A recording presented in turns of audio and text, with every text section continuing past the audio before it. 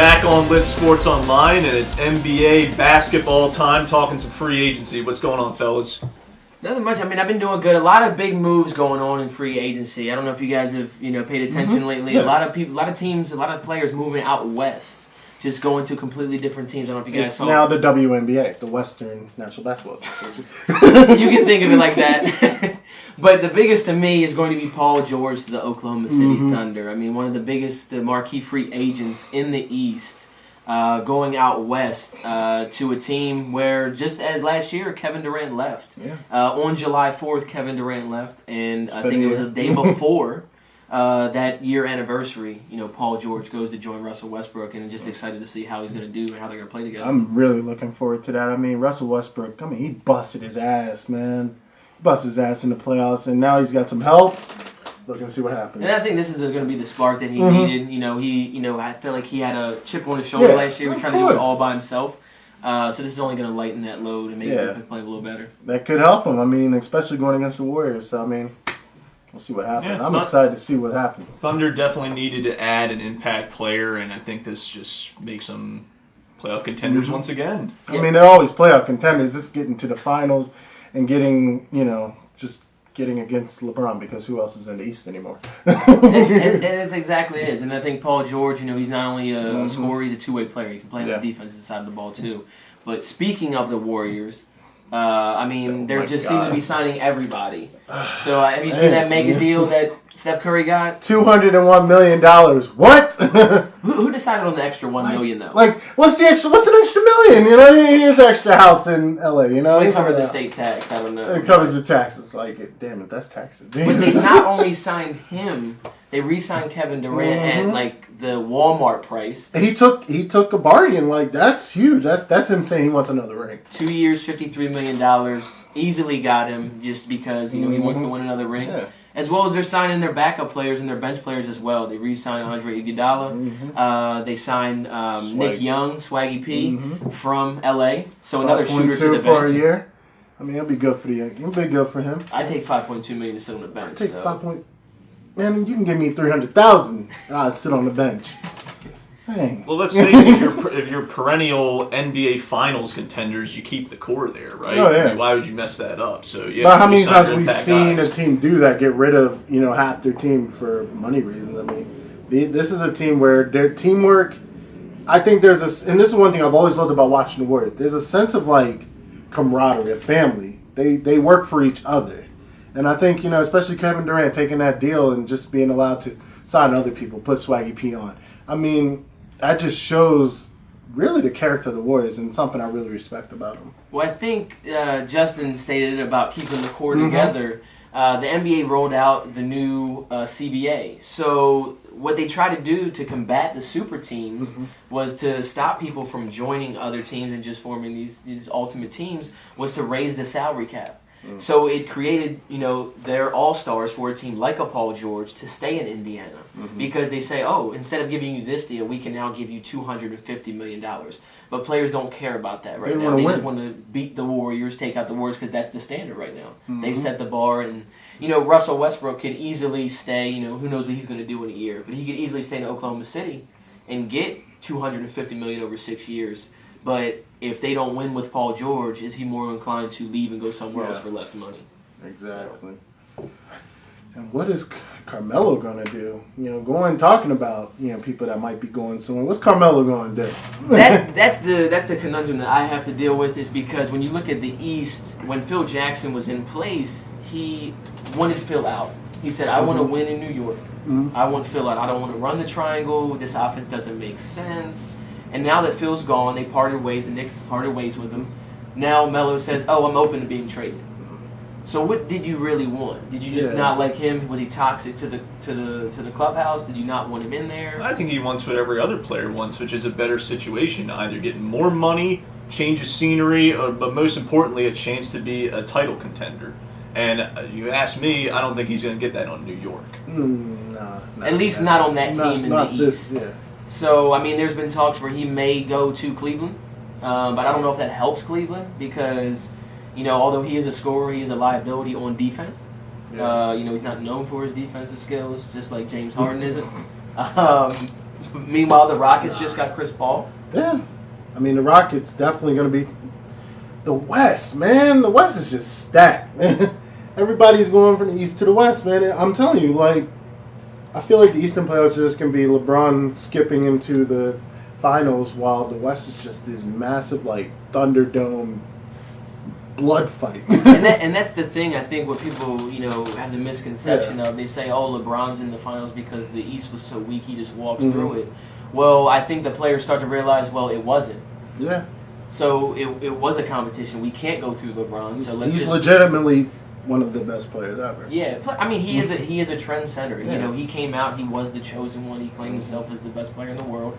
I think from the age of 18, he proved that. Yeah. And then, he can say he started the Supers team, but he said, I'm leaving, I'm going to play with these group of guys. And now, ever since that happened, half the league is doing it. Yeah. So he's a trendsetter. But he started that trend, and and again, LeBron, we got a LeBron James episode planned later on in the year, but no college, straight from high school, balled out. You can't tell me that ain't something special. And that's the thing. I mean, I can go on a 30-minute rant about that, but we do our work every day. Yeah, that's the thing. It's the people that underestimate LeBron. One thing that some of the other great players, like Michael Jordan, like Isaiah Thomas, and all them came in the league. They came in through college and they had these great coaches and these great mentors. You look at when Michael Jordan went to UNC, he has Dean Smith. So, LeBron coming from high school with no real. The thing that I'm most surprised or I applaud the most is just his basketball IQ. Yeah. The fact that, I'm going to say it, but he does everything that Michael Jordan did, but better. That's a bold statement. I'm sure we're going to find somebody to debate you for that one. I can back it up. So all right. But yeah, I'm excited to see what happens this season. You got so many moves. And I'm telling you, that playoffs, man. And that's what I think. I think LeBron, is watching, sitting at home watching SportsCenter, and he's saying thank you. Yeah. Because I feel like, he doesn't get enough credit he deserves, and now he's just saying thank you because it's just going to be more of a cakewalk to the championship. A little cushion for his stats. And to the Eastern Conference. Because you look at who they played. In the first round last year, they played the Indiana Pacers, who had Paul George, who's gone. He was their best player. And in the second round, I believe they played the Hawks. Paul Millsap ended up going to the Denver Nuggets. So you have your two best players on each team who they both swept.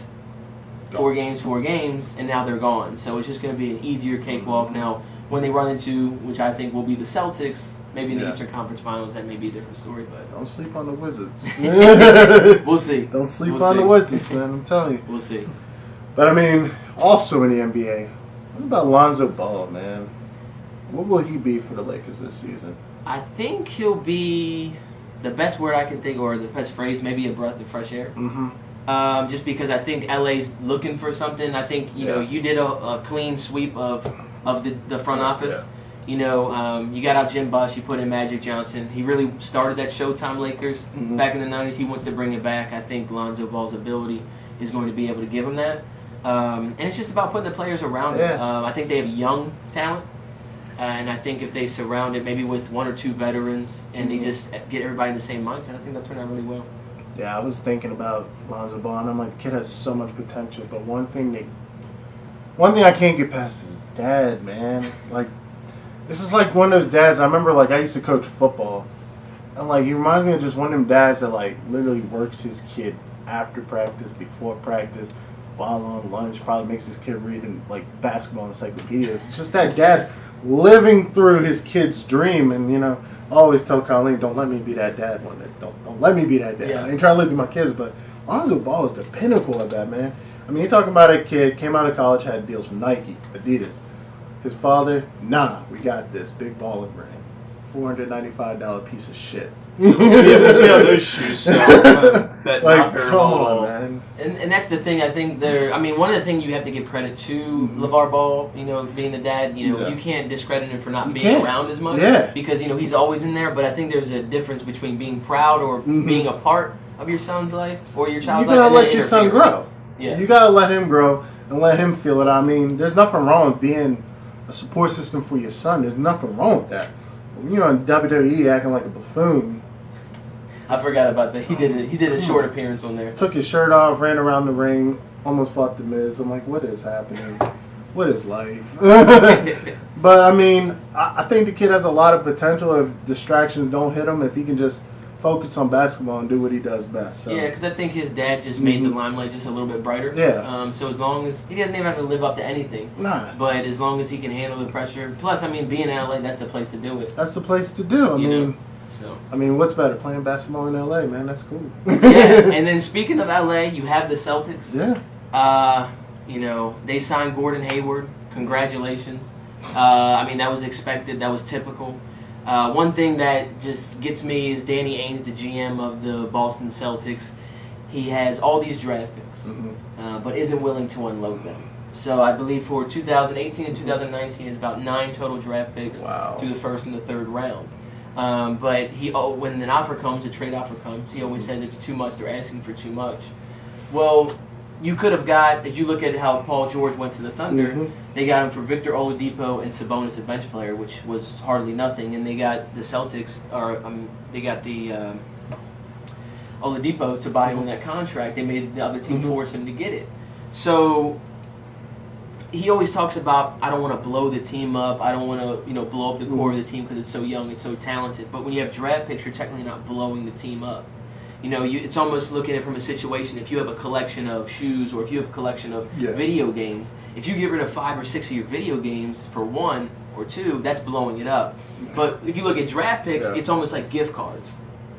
You have gift cards for games or shoes that you haven't bought yet. So it's just you're not getting rid of anything. You're getting rid of players that aren't even on your team yet. Well, this is the other thing with the draft picks in the NBA. Like, you compare it to other sports. In football, if you're the shittiest team and have the worst record, you automatically get in the first round, the first pick in the first round. Of course.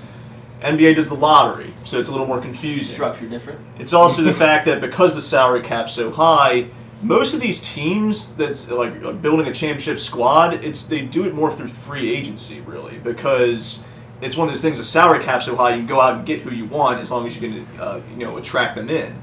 But the draft picks, I mean, yes, you can build a team through that still, but like you said, if they want to win now, they got to think about trading some of those picks. Yeah, that's the thing. I mean, like you said, the lottery. So, I mean, if you were an NBA franchise and I was another one and I traded with you, there may be a contingent pick, but I may only get that pick if you are in the top 5. So it really depends on if I get that pick, if you finish the season with a certain record or finish at a certain standpoint.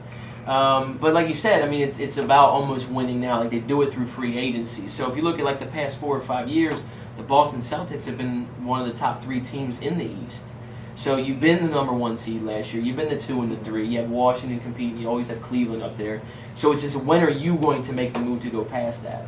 I mean, it was typical because Gordon Hayward, has connections with Brad Stevens, the coach of the Celtics. They used to coach and player at Butler University when they won the national championship. So, I mean, I get it, but like you said, when are they going to take that extra leap forward? You have all these great young players. Let's surround it with a superstar, and we don't have to give up anything for it? Exactly.